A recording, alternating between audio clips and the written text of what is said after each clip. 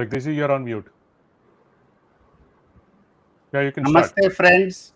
Welcome to our Sunday edition of Words of Wisdom Gyan Ganga on our social media channels of Virat Hindustan Sangam.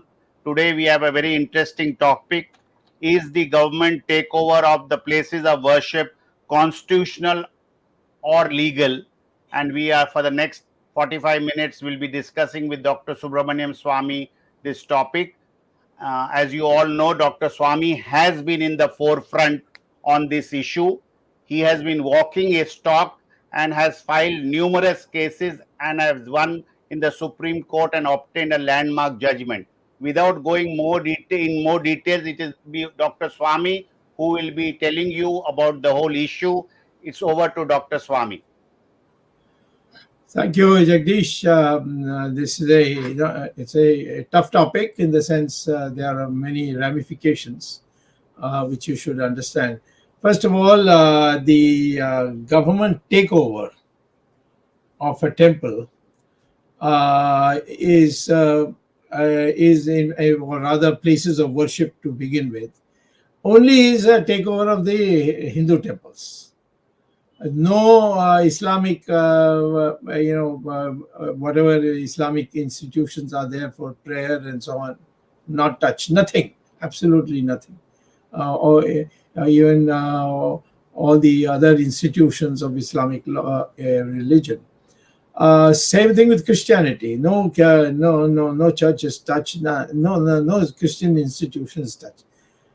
And this focus on the Hindu temples began as far back as 1853 when the British started taking it over, because the temples had become an area of congregation and also in the area of the people exchanging views. And as you know, a temple is not just a temple. There are Bharatanatyam dancing, there are marriage halls, there are astrology kiosks, etc.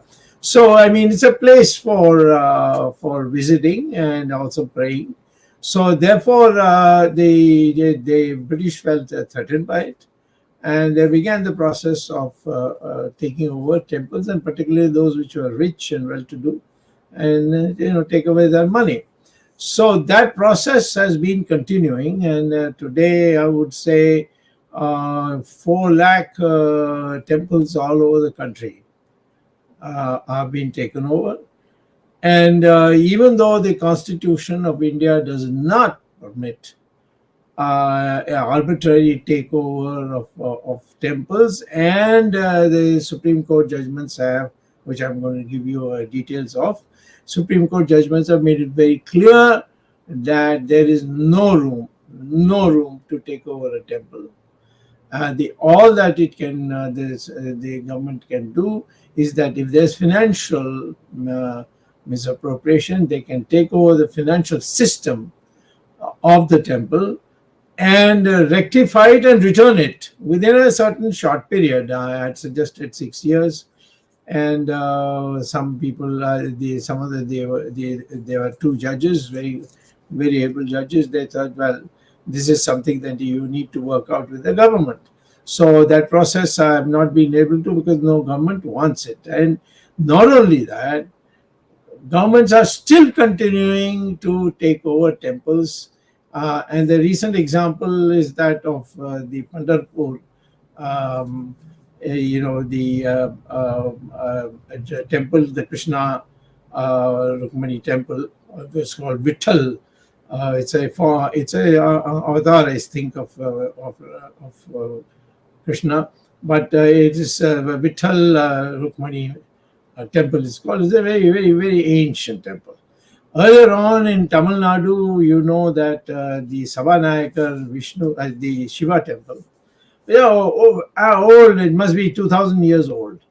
And Karunanidhi, when he was out of power, he kept on saying that this temple I will take over and use a cannon to blow it up. He said it publicly. And as soon as he became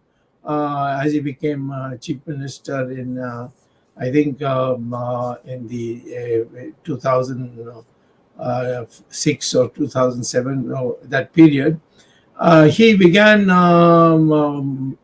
taking steps to take it over. And this went to the priests who are called Dikshitas. They are actually known as Dikshits in UP, and then they migrated 2,000 years ago to this Tamil Nadu place, and this temple was built by them. So they are called Dikshitas because in Tamil you put Ar, which means it's like G. When you say G, when you want to say something with respect, we say G. You put G in the end, Swami Ji and Ashok Ji, and that sort of thing. So they are known as these priests are known, and they that way, and they are totally devoted. Totally, there is from family. There is no new recruitment. Their families are also trained to become Dikshitas, and they run a beautifully clean temple, and it's a magnificent architecture and so on. So Karunanidhi had made, and he took over. I think it was in 2008 or something like that. And once he took it over, then they began setting up stalls for meat burgers and pakoras. I mean masala dosas. I mean they really started rubbishing the temple. That time these Dikshitas went to the Madras High Court, and there in the first single bench they lost.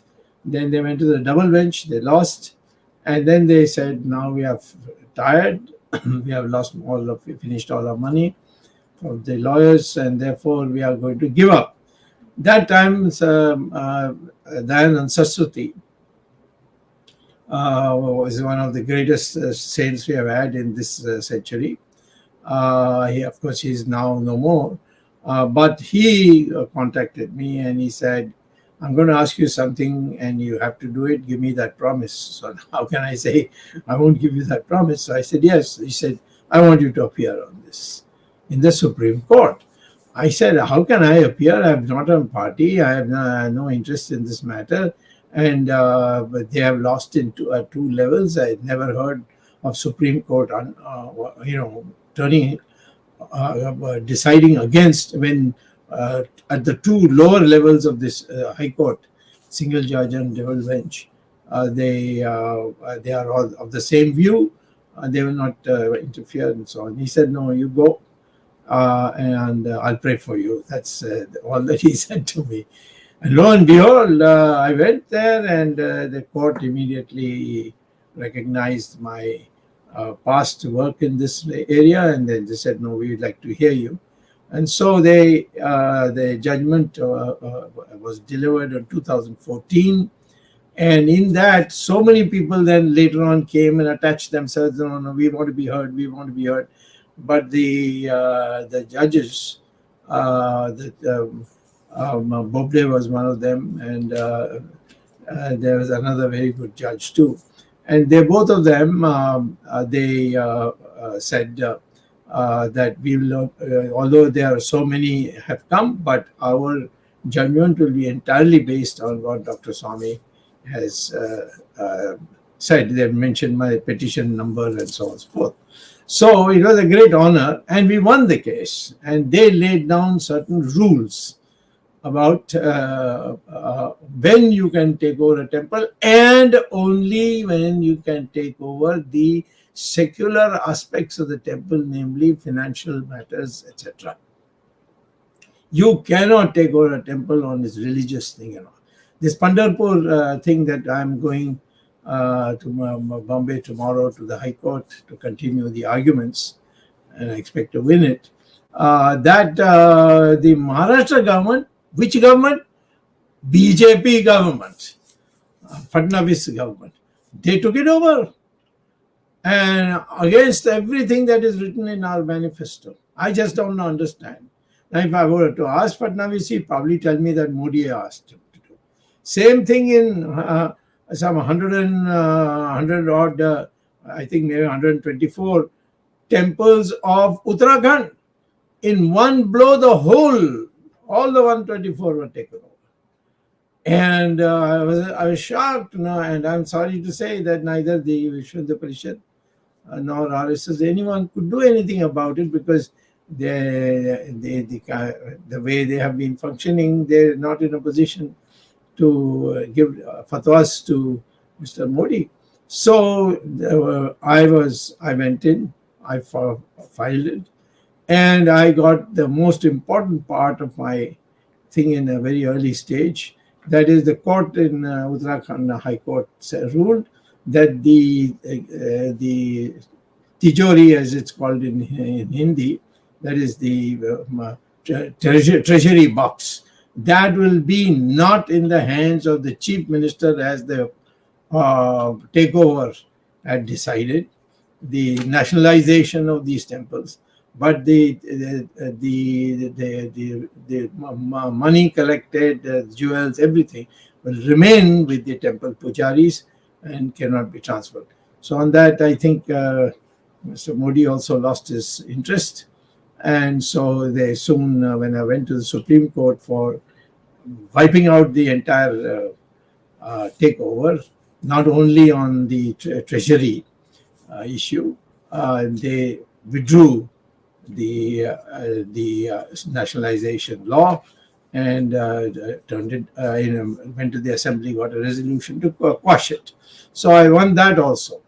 And so I've been winning cases, but unfortunately, no one is implementing what the Supreme Court has already raised on. So I'll come to some specifics on it. But I find everywhere saying this Pandharpur.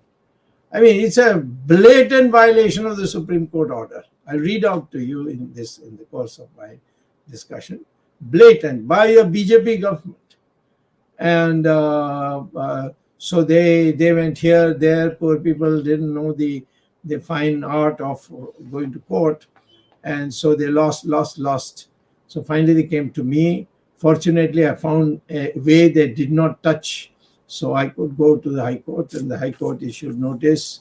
And we had 2-3 sessions already. The government is fumbling because the government cannot justify it in court. So just taking adjournments and so on. But now let's see. Tomorrow, I might be able to fix a timetable by which the whole thing is decided, and subject to what the judges feel they want to do. So Pandharpur is an extraordinary temple. It's a very ancient temple. It's, as I said, Lord Krishna's avatar, or Lord Krishna in a different name, and Rukmani's temple. That people come from all over the world. The people who live there in Pandharpur, they're that same community, in the same caste people. They are in different states also. And when they come, when they hold a function, my God, people come automatically. They all spend money out of their pockets. It's huge. And I've addressed one such meeting recently. So let me begin by saying that in Tamil Nadu is the worst offender of this takeover of the temples. Almost 100% of the temples have been taken over. And that means about 48,000. And there are 48 big temples. The only one that got away was that Sabanaika temple, which I had gone court. And that what got them freed has to be applied to every temple. And if you apply every temple, you don't have to go to court. It's automatically they should be freed. But they say, no, you go to court. We will not let you come. We will not. And the bureaucracy is totally uncooperative in Tamil Nadu. And therefore, I'll have to do turn by turn. So I'm thinking of some way by which this can be, Tamil Nadu can be dragged. Perhaps I'll have to go to the Supreme Court again. So in Tamil Nadu, although almost 100% of the temples have been taken over, and of course no masjid has been touched, no church has been touched, the Tamil Nadu takeover of temples is 10% of the whole country. And in other countries, in other states, they have been taken over. Now Maharashtra is also got into this bad habit and started taking over temples. So I want to know, is there a law which prevents the governments from taking over temples, leave alone my court judgments and so on? And there I will like to read the Constitution for you. And the Constitution is, there's an article called Article 25 of the Constitution. There's also a specialization of that, and that's Article 26, but I'll read out 24. What it says is Article 25 in the Constitution of India, that the headline is freedom of conscience and free profession of practice and propagation of religion. It's a general thing, but I'm applying it for Hindu Dharma. Number one, subject to public order. If there's a public disorder, government can come in in order to make to bring it under control. They can take over the premises for a short time. Subject to public order, morality. If there's been immorality there, then also the government can. Health, and to the other provisions of this part, all persons are equally entitled to freedom of conscience and the right to freely profess, practice, and propagate religion. Nothing in this article shall affect the operation of any existing law, etc., etc. And then it gives an explanation that we make an exception in the case of Sikhs carrying kirpans and so on and so forth.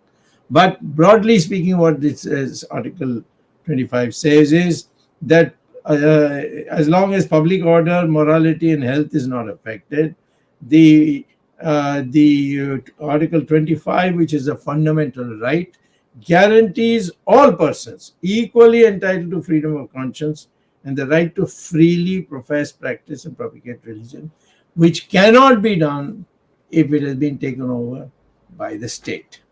And so this is part one, which is an extremely important section. Article. It's a fundamental right. It's a fundamental right to freely. Nobody can place any obstruction in the way you want to worship. So therefore, the way you want your temple to be built, the way you want your pujas to be done, all this the state has no thing. But in public order, morality, and health, in the public order, for example, financial mismanagement, there will be public disorder. So you can interfere, but that comes when the Supreme Court, in my case, the famous case which I'll read out, clearly says that no, you can take over for a short time, and then once it is done, you have to give it back. The financial aspect. Every temple has an administrative part, and every temple has a religious part. The religious part you can't touch. It's a society which has to see that priests and so on behave very well. But when it comes to the financial side, because it's public money which is collected, therefore the government can audit if they get information which they will send in as a show cause to the priests and say, show cause why we should not take over the financial thing and clean it up. And they have to reply, and if their reply is satisfactory, then they won't proceed further. So this issue is there. Now, why only temple? Why can't you do it for a mosque also? Why can't you say for public order, azan every morning at 4 o'clock or 5 o'clock, it blares and wakes up everybody else? Why can't you say that, listen, you can, those who subscribe to your azan, they can hear it through their iPhones and so on and so forth. But why everybody should be? But there's no bar, nothing. So same thing with the during Christmas time with the churches. So this is a thing where we are not equal. I mean, we were 80, 81, 82% in this country, but we have absolutely no right to administer our religious institutions the way we want it. The state can intervene.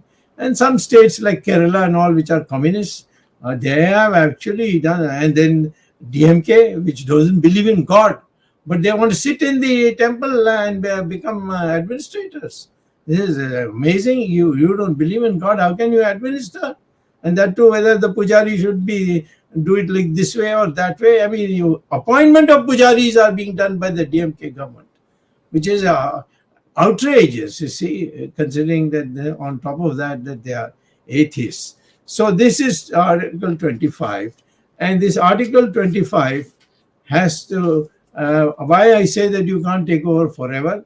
Article 31A clearly states, notwithstanding anything contained in Article 13 and no law providing for the taking over the management of any property of the by the state shall be will be for a limited period, either in the public interest or in order to secure a proper management of the property. So it makes it very clear that it cannot be for a unlimited period, like the Maharashtra government has taken over not only the administrative part of the temple, but they have taken over the whole temple and they have written on it, it is unlimited forever. The Maharashtra government forever shall administer the Pandharpur temple. So it's very clear there. And this is also a fundamental right. Article 31A bracket 1 bracket B that very clearly says that the state can do this kind of rectification of matters of public interest, but for a limited period. So well, I come back to this point again, but first let me say that what we want to emphasize is that most of our laws have made certain conditions and which the public has been given a right. Even the IPC, which is got nothing to do with IPC, which has got nothing to do with constitutional issues, but it's a law, and therefore, as a law, if I were to read out one very interesting thing, I mean, you just see the power of this section in the Indian Penal Code. It says in 295 that whoever destroys, damages, defiles any place of worship or any object held sacred by any class of persons. Now, see, this is, in law, these are all the things where you have to be very agile. What does it say? Or any object held sacred by whom? By a class of persons. Not the whole country, but even any class of persons. And if anyone tries to destroy, damage, or defile with the intention thereby to insult the religion of any class of persons, or with the knowledge that any class of person likely to consider just such destruction, damages, defilement, insult to their religion, shall be punishable with imprisonment for 2 years. Rahul Gandhi got 2 years and boom, his parliament seat was taken away. Of course, this is being now appealed against, and perhaps it may have been excessive for defamation cases. But for this public disorder that is concerned, is a huge thing. So even the law Now, I'm not talking about the Constitution, because Constitution, then you will say, how is it going to be implemented? How is it translated into law? So on. But I'm saying even here, you find that the law is very, very clear. And in addition to this, you see, in this 295, section 295 of the Indian Penal Code, the phrase is any object held sacred by whom? Any class of persons, not by government or by the authorities or the police. No. It says any class of persons that it is held sacred. So if I say 500 or 5,000, depending on how the numbers matter, I take a section of the Hindu population. I say, I find this offensive that Pandharpur Vitthal Rukmani temple has been taken over the Maharashtra government. I find it offensive. Then under the IPC, the chief minister and the secretary, the chief secretary, they all can be prosecuted. Now, of course, nobody does it because the people don't even know the law. So our law has become very, very clear, and that is applied for Muslims and Christians, and Muslims and Christians are very alert. The moment you even touch it, they turn up in courts in big numbers, and then they make a big lot of noise, and we get on the defensive and yield. So I would say that the final word of the Supreme Court is in this case, which I've extracted from the annals of the Supreme Court, which is called SCC, Supreme Court Cases. So SC stands for Supreme Court, the C stands for cases, and that's an annual. That's a 4 or 5 every week. There is one thing where all the cases which have been decided come together. It's a very useful thing. In that, if I can show you, Subramanian Swamy versus the state of Tamil Nadu and others. This is the Sabhanayaka judgment, famous Sabhanayaka judgment. And of course, others have also joined in. This happens in India. You do all the research and then you file, and then they will copy whatever research you've done, and then they'll say, we are also partners. But these judges, 2 judges, B.S. Chauhan and S.A. Bobde. Bobde, of course, became Chief Justice also. And Chauhan, of course, was very, very, very bright. But he retired before that. And what do they say?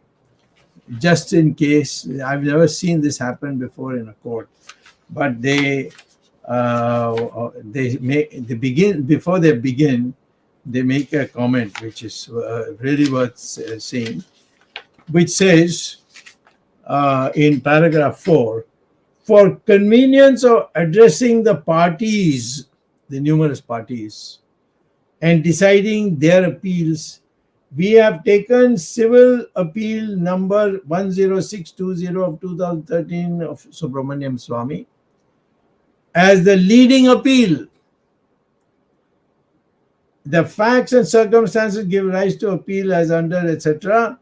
And hereinafter is in the existing since times immemorial and had been administered. So what they're saying is, although many people have filed it, but we are entirely going with the petition filed by Subramanian Swamy. That's a great tribute they have paid. And now I'll tell you what they have said, and then I can hand it over for a discussion and take it forward. And right towards the end, they conclude.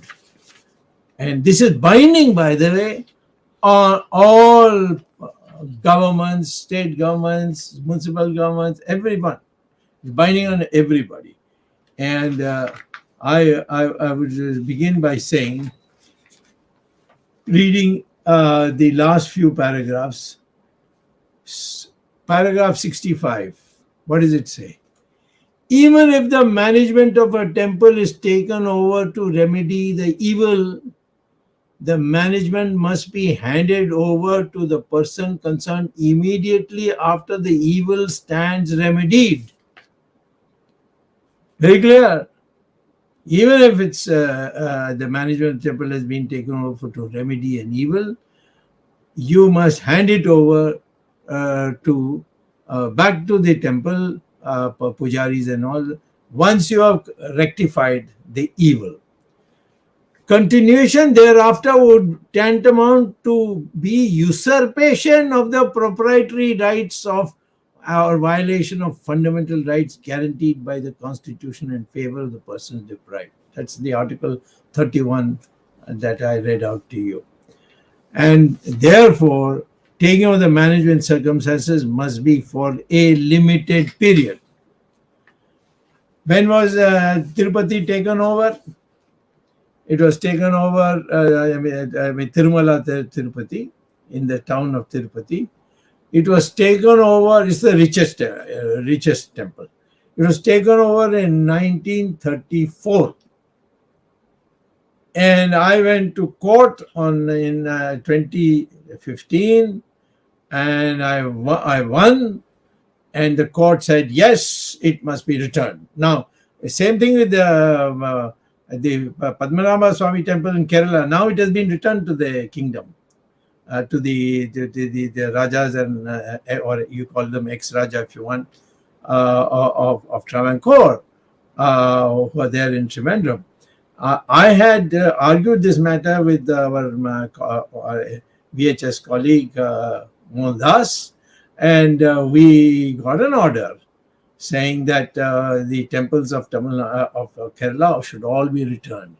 Then they raised the question, who should be returned? I said this Padmanabha Swamy temple is the richest temple in India and the richest Hindu temple in the world.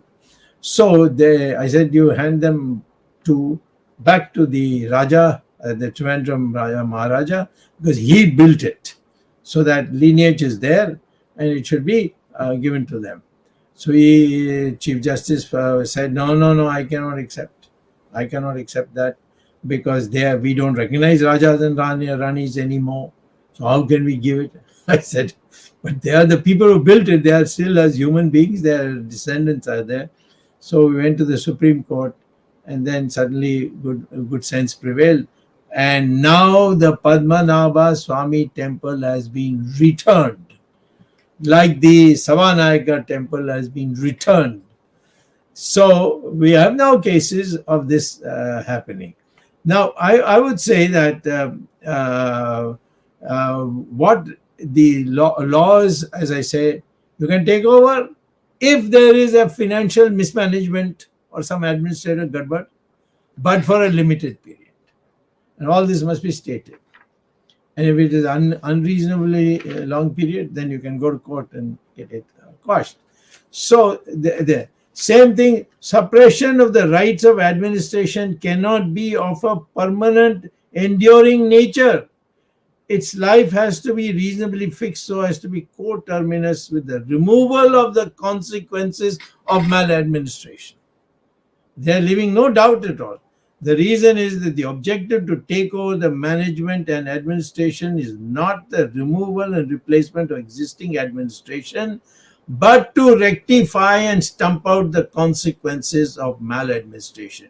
Power to regulate does not mean power to supersede the administration for an indefinite period. So the Maharashtra government has committed a crime.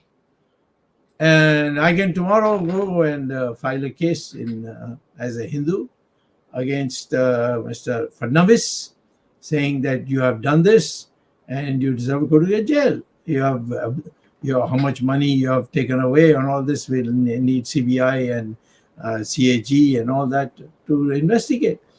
I can fight the Congress. I can fight the DMK. I can fight the communists.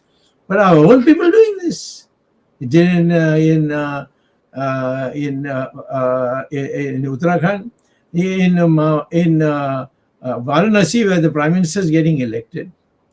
There, all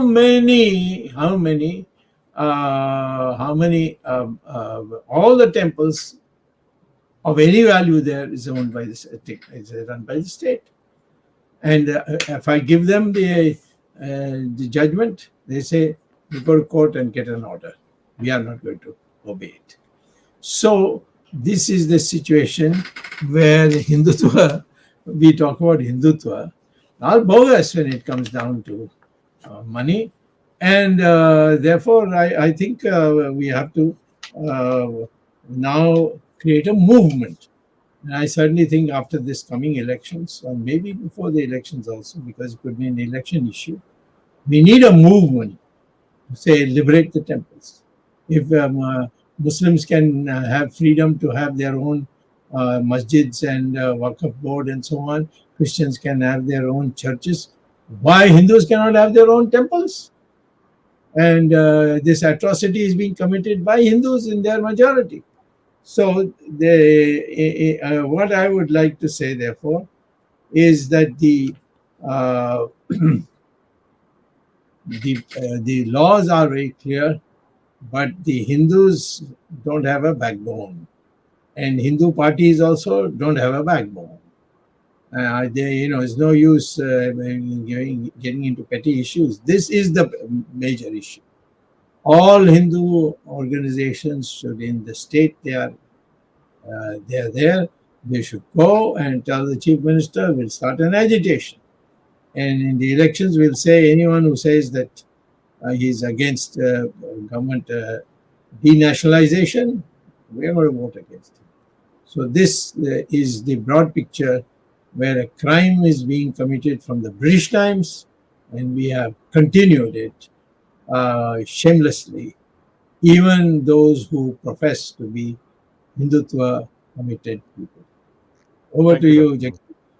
Thank you, Dr. Swamy. First question. Dr. Swamy, This for the Sabha benefit of the viewers. Jagdish, if you Go don't ahead, mind Ramesh. quickly. Yeah, so Dr. Swamy, you had the fundamental case is Sabha Nagar case. It makes it very clear. It doesn't say this is applicable only for Sabha Nagar temple. It says any temple can. Why are the governments playing this game? Go to the court every time that you want to go and throw them out of the temples. Why is that? Isn't it just by having these EOs or executive officers, specifically Tamil Nadu, since it's the worst offending state? Why are these EOs still in the temple? But isn't it a direct violation of the Supreme Court order? Why do we have to go to the court every time? Why can't the court say in carte blanche say that this is no? Why can't we do? Is that we have to file a separate case for that? Yes, otherwise courts cannot take notice. It's called contempt of the court. And we have to file a special petition. It will be argued and so on. See, there are two aspects of a problem. I'm glad you raised it because I forgot to raise one aspect. In Tirupati, the Tirumala, I have quite a lot of, shall I say, goodwill, if not the word, influence is not a good word. I have a lot of goodwill in Andhra. With the establishment there, the chief minister, the chairman of the Devasthanam board of Tirupati and so on. I said this should not be administered by the government. And they said, have you filed a case in this? I said, I have. And the court has decided. But what the court is telling me is, please tell me who to give it to. Like they said it in Kerala. But in Kerala, I had the royal family. Family there. Here, the people who created the Tirupati temple in 1933 have all disappeared into splinters. Some Hathiram committee or something, there are multiple Hathiram committees all over. And it's the richest temple. Everybody wants it. So I had suggested to all the sadhus, prominent, Shankaracharyas, etc., please formulate a way by which you take over all the temples. So there was a Hindu Dharma Acharya Sabha founded by Shri Dayanand Saraswati, and I was their principal advisor on law. I mean, I was appointed for that. And I had, of course, the goodwill of Dayanand Saraswati.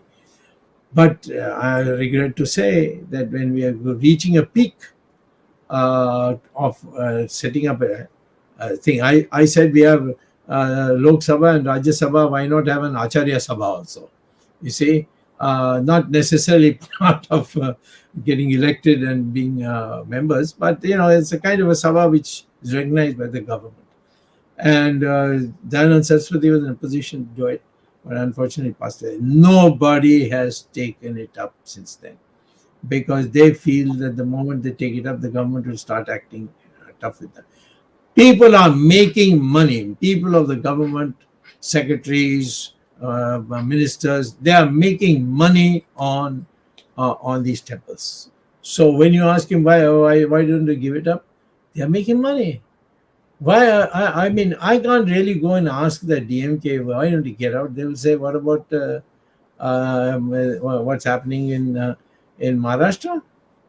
What about Karnataka? Karnataka, when we were in power, we none of the ministers were ready to support me to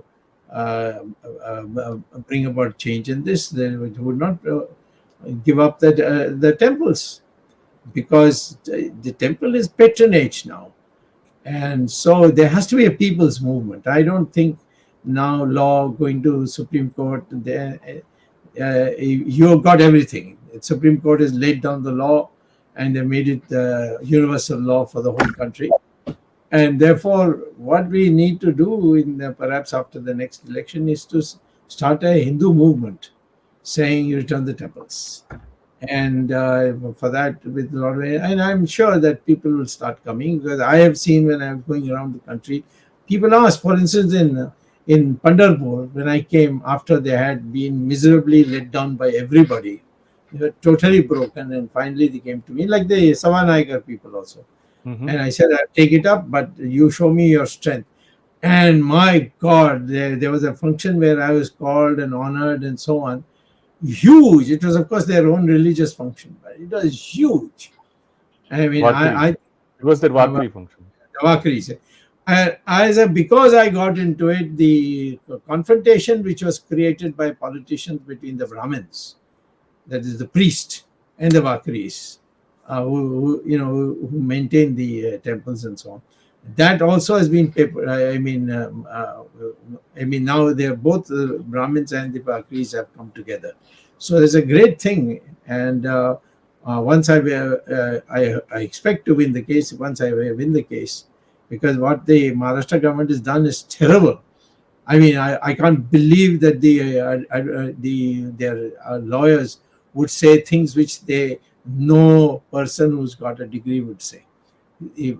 Things which are not there in the law, they were quoting the law.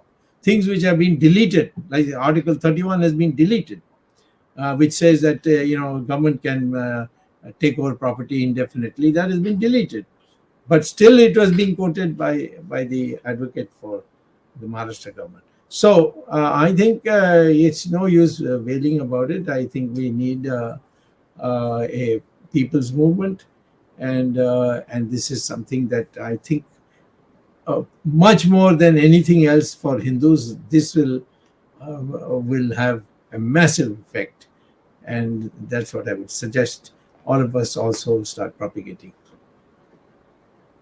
Jagdish, go ahead. Dr. Swamy, I just want to inform the viewers that yes, not only have you taken some of the cases which you have mentioned, but you are in the Supreme Court on the case of the Archakas, which would be an offshoot of the Nataraja temple matter, and it is still pending in the Supreme Court. Madhya Pradesh, the collector is part of the ownership of the temple.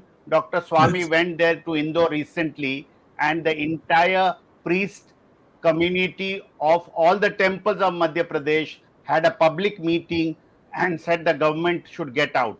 The government of Madhya Pradesh, the chief minister, had made an announcement, but his bureaucracy is not allowing him to implement the release of the temples from government control.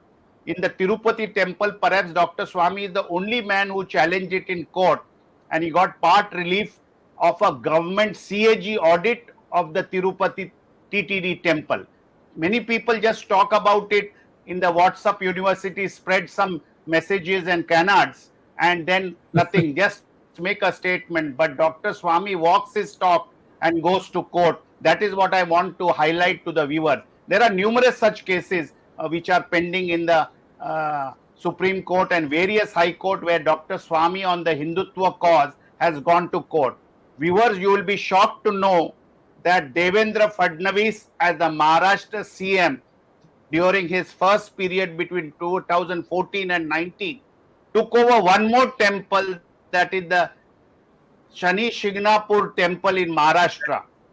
It was brought under government control. BJP in its manifesto and the ideology says that temple should be freed. But here we have examples of temples, fresh temples being taken over and no protest. I think a people's movement should be started. And as Dr. Swamy rightly said, that especially when the temple has to be returned, there should be the acharyas and the local people should come forward to form some type of a trusteeship body to manage the temple by the Hindus themselves. And as Dr. Swamy says, I just for the sake of clarity wish to make, as far as the Maharashtra Pandharpur temple is concerned, Virat Hindustan Sangam is parallelly working for reforms of how the temple could be managed, because we are very confident Dr. Swamy will release this Pandharpur temple from government control. So how this temple will be managed by the Warkaris, that is the worshippers, and the pujaris, a system or a body is being evolved so that they can take over this temple. The Warkaris will be playing a very prominent role. So these are the reforms that Dr. Swamy is talking about, and already a team is working on these reforms. I just wanted this for sake of clarity to inform our viewers. Arvind, आप कुछ सवाल करना चाहते हो? Doctor स्वामी, ये इतना महत्वपूर्ण विषय है कि पूरे भारतवर्ष के हिंदू आपकी तरफ नजर उठाकर देख रहे हैं कि हिंदू धर्म के रक्षा के लिए यदि कोई व्यक्ति प्रयास कर रहा है, तो जैसे जगदीश ने अभी बताया, एक स्टेट के बाद दूसरी स्टेट, दूसरी स्टेट के बाद तीसरी स्टेट, आपने सारे मुद्दे उठाए हैं। लेकिन हमारे व्यूअर्स को यह भी पता होना चाहिए कि आखिर सरकार का उद्देश्य क्या होता है, अलग अलग राज्य सरकारों का इस विषय में। जब आपने सुप्रीम कोर्ट का, उच्चतम न्यायालय का हवाला दिया और कहा कि उच्चतम न्यायालय के निर्णय के अनुसार जो तिजोरी है, जो खजाना है, वो सरकार को नहीं मिलेगा या सरकार को उसकी एक्सेस नहीं होगी, सरकार उसको नहीं इस्तेमाल कर पाएगी, फिर मोटिव क्या रहता है? आपने ये भी कहा कि अधिकारीगण वहां से पैसा बना रहे हैं और इसलिए अधिकारीगण खुद उनका रुचि नहीं है कि किसी तरह ये हैंडओवर किया जाए। तो आखिर ये मूल उद्देश्य उनका क्या है? एक तो प्रशासन हो सकता है, या तिरुपति के मामले में जैसा कहा जाए कि इतना विशाल जनसमूह वहां पर जाता है, उसकी प्रबंधन की आवश्यकता होती है, दूसरी आवश्यकताएं होती हैं, वो शायद एक निजी ट्रस्ट नहीं कर सकता, निजी संस्था नहीं कर सकती, इसलिए सरकार इसको टेक ओवर करती है। दूसरा, जैसा कि सारे लोग आरोप लगाते हैं छुपे हुए कि सरकार इससे धन मुहैया कराना चाहती है और वो इस्तेमाल करना चाहती है। सही बात है। पहली तो मैं बता देता हूं कि लोग जगन के बारे, जो चीफ मिनिस्टर हैं, कि वो क्रिश्चियन है, डंडोरा पीटते रहते हैं, परंतु वो तुरंत उसने अपने तिरुपति के लिए अपने सरकारी अधिकार से उन्होंने कह दिया कि उसको CAG ऑडिट करेगी। एक ही मंदिर है अब हिंदुस्तान में, वो है तिरुपति, जो सरकार के आदेश पर और मेरे कोर्ट के आदेश से वो CAG से ऑडिट करा रहे हैं। और मैं कहता हूं कि सारे टेम्पल्स को CAG को देना चाहिए। फिर आप देखिए कि दिलचस्पी लोगों का जो है इस मंदिर अपने कब्जे में लाने का जो शौक है वो खत्म हो जाएगी। एक जो आपने कहा कि एक जनता का मूवमेंट होना चाहिए, जनता का आंदोलन होना चाहिए, लेकिन जनता के आंदोलन के लिए कुछ लोगों ने विचार रखा है, कुछ लोगों ने सुझाव दिया है कि जो भी मंदिर या जो भी इस प्रकार की संस्था सरकार के नियंत्रण में है, वहां पे लोग हुंडी देना बंद कर दें, वहां पे डोनेशन देना बंद कर दें। राइट।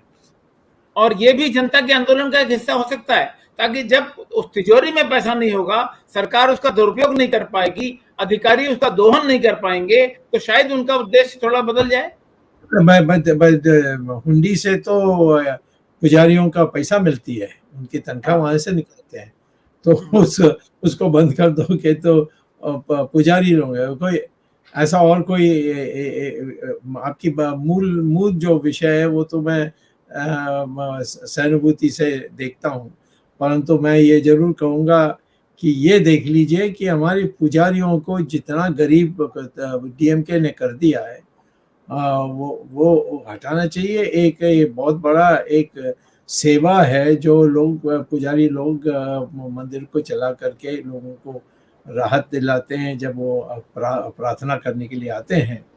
तो मैं कहता हूँ कि पुजारियों के लिए भी कोई ऐसी व्यवस्था पहले होनी चाहिए जिससे उनका एक स्थायी आमदनी यानी जो इनकम कहते हैं उनको मिले, ताकि और उसके लिए पढ़ाई के लिए कोई कॉलेजेस ऐसे खोलनी चाहिए, तो यहाँ से आप डिग्री लोगे तभी आप पुजारी बन सकते हैं। इस प्रकार की करनी चाहिए। पुराने ज़माने में होता था, अब नहीं होता, क्योंकि वहाँ गुरुकुल में आसानी से हो जाता था। अब गुरुकुल तो सब खत्म ही हो गए ना, तो इसीलिए। स्वामी जी एक प्रश्न और है, Ramesh, just give me chance. ये जो राम जन्मभूमि ट्रस्ट, राम जन्मभूमि निर्माण ट्रस्ट, हजारों करोड़ का यहाँ पे जनता के द्वारा धन इकट्ठा होता है और आएगा जब मंदिर बन जाएगा, जिसका उद्घाटन कहा जा रहा है कि प्रधानमंत्री 24 जनवरी तक कर देंगे। इसका ट्रस्ट भी सरकार ने बनाया है, चाहे उसमें नृपेंद्र मिश्र हो या दूसरे आरएसएस के लोग हों या दूसरे महंत लोग हों, लेकिन वो सरकार के नियंत्रण में है क्योंकि सरकार ने उनकी नियुक्ति की है। तो क्या ये धर्म आचार्य सभा की जो बात कर रहे हैं, क्या ये धर्म आचार्य सभा कभी राम जन्मभूमि निर्माण ट्रस्ट को भी टेक ओवर करेगी? देखिए, जहाँ तक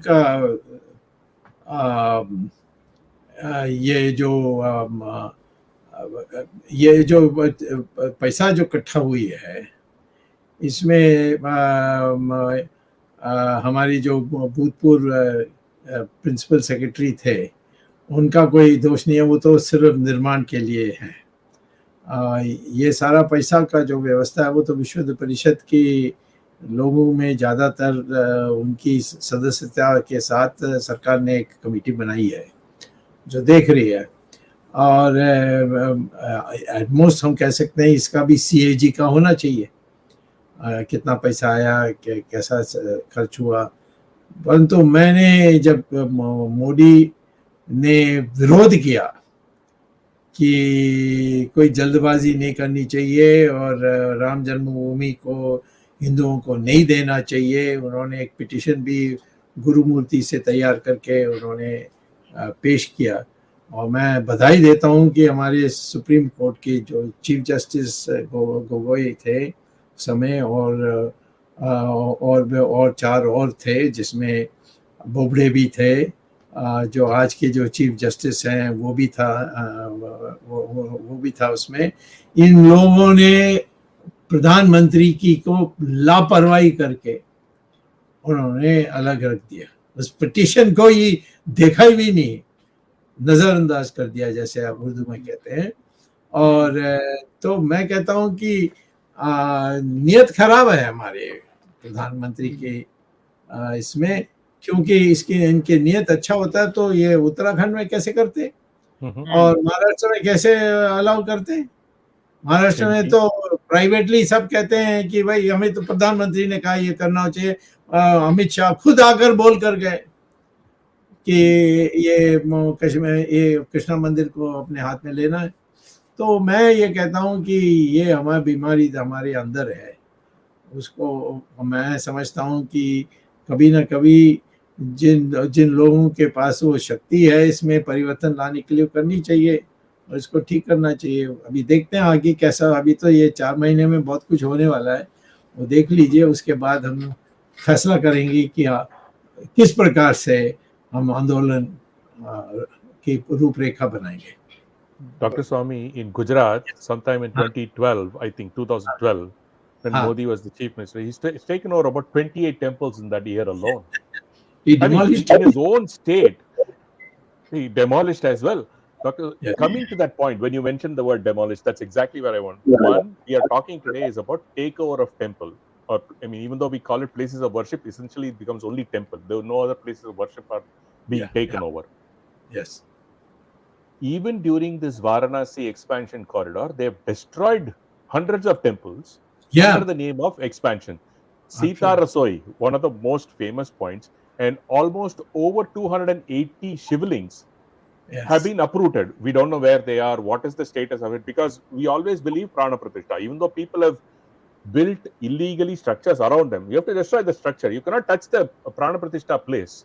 Yes. So, where do the government get this kind of legal authority to destroy temples, leave alone taking over, under the name of development?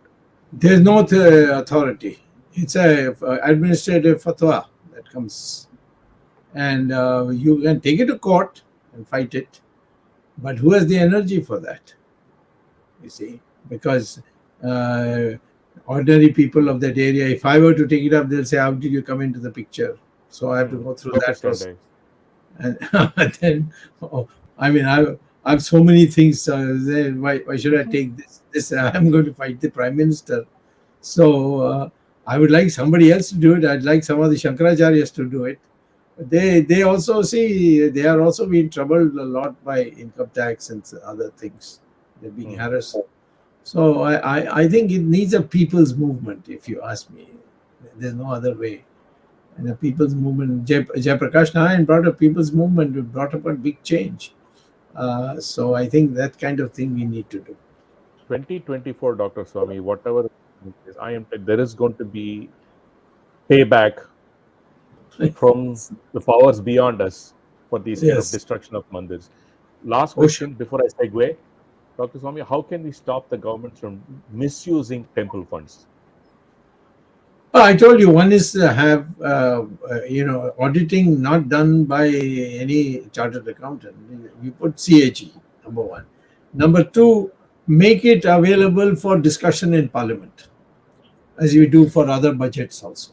And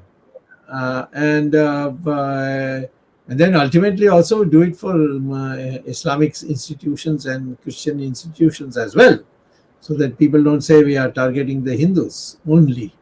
So therefore, there are machineries plenty. There's no dearth of it, and it's a question of the suggestion coming. And you brought the suggestion. I agree with you that this is something that we can do to plug many of the things that are going on. Dr. Swamy, I just want to add something to Rameshji and what you have said. Just as a test case, they say there are 40,000 temples under government control, assuming in Tamil Nadu. Out of this 40,000, Rameshji, if 10 temple worshippers would collect and all the 40,000 temple multiplied by 10, if they came on Marina Beach, we will have a crowd of 4 lakh people to hear Dr. Swamy against this act. Our friend like T.R. Ramesh and others who are working on this project, we should all organize. 4 lakh people can come to Marina Beach. No DMK, Anna DMK government then will take Hindus for granted. I'm just giving a small thing. 10 persons from each temple, 40,000 temple, 4 lakh people on Marina Beach, where Dr. Swamy can lead, and we can tell the Dravidian parties what Hindutva means in Tamil Nadu. So it is very simple. People have to get organized and come for this cause. There are a lot of people in Tamil Nadu who are fighting on the ground on each temple, getting orders and striking down many things. Many are part of our Virat Hindustan Sangam team or associates. But it is the people who need to get united. This malice is more in South India. especially because of the British colonial laws. But I think in the North India also, in Gujarat also, Madhya Pradesh also, these temples have to be liberated. People's movement can put pressure any type of government, whether it is BJP or Congress, because once they come in government, they don't want to leave these powers. In Maharashtra, the temple heads, they are political appointees, they get a cabinet rank post. So that shows the power of that person. Yes. So this Correct. is the way it is done. In Tamil Nadu, it is worse. Kerala, it is worse. Andhra and Telangana also, it is worse. Karnataka government of Bommai said we will liberate temples. But if you just do a Google search and see, he called a meeting. The officers misled him, and he said it was very difficult. So the people also misled him and threw him out of the government. Yeah. Over to Arvind for Jagdish winding ji, up. If you think go ahead, Dr. Swamy. Go ahead. Go ahead. Yeah, what I would just make one point. We are meeting in 26th and 27th VHS, core committee. So why not we start drafting this, how to do it? And I agree with you, we do it for one state. Tamil Nadu is definitely a very eminently suitable state for us. So we'll discuss that at that meeting in Bangalore when we meet. Yeah. Before Arvind concludes, Jagdish ji, just to answer your question, there are, as you said, people associated with VHS are, aligned with our thoughts and inspired by Dr. Swamy. People are taking up their fights in the courts. They're like, for example, T.R. Ramesh, Rangarajan. Very few people are taking. Unfortunately, not to sound fatalistic, people say a lot of things on Twitter saying, I support you, I support you. He said, 2 people come to court for me, just at least you appear with me. Nobody wants to do. But I think this is a good medium. I think, as you said, it is an appeal to the people who watch the show. Please support people like this. They are inspired by Dr. Swamy, because the fundamental, the groundwork or the foundation for all their cases is the Sabanagar case.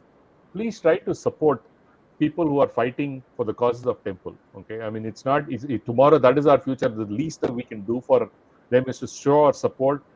Nobody's saying, "Oh, tomorrow you have to open up your wallet and throw money at them." No, just show them a support in some. Don't just sit on Twitter and do things, because they put in a lot of effort at a great amount of risk. Please show them support. That's what I can appeal. Arvindji, you can conclude. Yeah, before I conclude, just one comment on Ramesh, what you said about Kashi Vishwanath corridor. 286 siblings, which were demolished during the construction. They were thrown here and there, including drains. And when people protested, they went to the court and the authorities. 146 shivlings were recovered. What happened to remaining 140? Nobody knows. 146 shivlings which were recovered, they are kept in the Lanka police station. Lanka is a place near BHU. Lanka police station, and people are regularly worshipping those 140 shivlings, which were recovered from drains and other places which the construction authorities had thrown them. They had cut 3 people trees which were forming the quadrate of the 4 people trees on 4 sides of the temple. 3 of them were destroyed. And I mean, it was not centuries old, right? But Akshay Bhat is in Allahabad, but people were treating them as Akshay Bhat only. These people trees were worshipped by women of Varanasi, and they were also destroyed. So when we talk about the takeover of temples, we should also talk about the destruction which is done by the government in the name of development, which is equally important. Especially the BJP government. Yeah. Go ahead, So, so Dr. Swamy, before you proceed, Arvind, before you proceed, I wish to tell our viewers that Dr. Swamy has been in the forefront of this new menace of corridors in temple towns. Even the Pandharpur people approached Dr. Swamy. In Madhya Pradesh, many people approached Dr. Swamy after the Ujjain corridor and the collapse of the corridor during the floods and the rains. People from Kedarnath and Badrinath have been raising this issue. In fact, there's an agitation going on in Badrinath as we talk today on the temple town about the corridor and beautification. And even people in Haridwar and Rishikesh have been approached. Dr. Swamy, the priests have approached Dr. Swamy on this new menace of doing a corridor. You can understand roads to the town, facilities of toilets, washing place and other things, but on the garb of beautification you are even demolishing some of the minor and ancient temples within the precinct of the main temple, and that is what is being objected by the Hindus and especially the Tirth Purohits at those places. There are numerous examples all over Maharashtra and India about this thing happening. This is for the benefit of our viewers, and Dr. Swamy and his team, legal team, are already working on it, whether it is Vishesh Kanodia, whether it is Satya Sabarwal, or a new friend, Mr. Parth, Advocate Parth, and others are already working on it. And I hope these people will come forward with some legal options to fight this corridor business. Sorry to have taken up some time, but Arvind, it's over to you. Jagdish, let me also add, Banke Bihari in Mathura, Banke Bihari temple corridor is also under construction, and same thing. All the priests of Banke Bihari are opposing it openly, as they did in Kashi Vishwanath corridor. But the government is not listening. In the name of beautification and in the name of development, the same thing may happen what happened in Kashi. But we should be vigilant, and we should raise our voice about it and organize, as Dr. Swamy said. Public movement is the only solution. There could be many different things such as CAG audit and Sarv Dharma Acharya Sabha, which can construct some kind of a body which can take over once the government gives up or the court forces the government to give up. Thank you, Dr. Swamy, for raising this issue. All the Hindus are grateful to you for the fight that you have shown in last so many years of your political career about the cause of Hindutva and the rights of Hindus, which the government is hell-bent on destroying. All the governments have been doing it, more so the BJP government, which has been promising to protect the cause of Hindutva. They have been actually not working to keep their promises. And Dr. Swamy, thank you very much on behalf of those Hindu organizations which have been praising you for such things. We wish you good luck for tomorrow's Pandharpur case also, when you are appearing in Mumbai High Court. Yeah. Thank you, Jagdish. You have been with Dr. Swamy in this fight, and you have been in forefront along with T.R. Ramesh and others. And Ramesh Swamy, there's a big team. You said about lawyers. There's a big team of supporters. Let's wish them all huge success and working for the cause of Hindutva. Thank you very much. Thanks the technical team led by Ashish Shetty, Gadgi Rakesh, Ishwar Iyer, Swaminathan, Tejas Nabalgul, Vishal Mehta, Ajesh Nair for having organized this program and 208th episode so far. We have been going from success to success in terms of our viewership. Thank you, viewers, for supporting it. We will be meeting again on 27th of August, next Sunday, 8 p.m. Indian Standard Time with Dr. Subramanian Swamy and another topic. Till then, Namaskar, Jai Hind. Jai Hind. Before we end, I just wish to make a correction. The next Sunday program on 27th of August will not be held because we are in a meeting of the Virat Hindustan Core Committee. So next Sunday, 20th meeting, our program, Gyan Ganga Words of Wisdom. 3rd of August. We will be away from our yeah. Thank you. That is, I just after Arvind said it. Thank you. Thank you. So 3rd of September will meet. Till then, Namaskar, Jai Hind.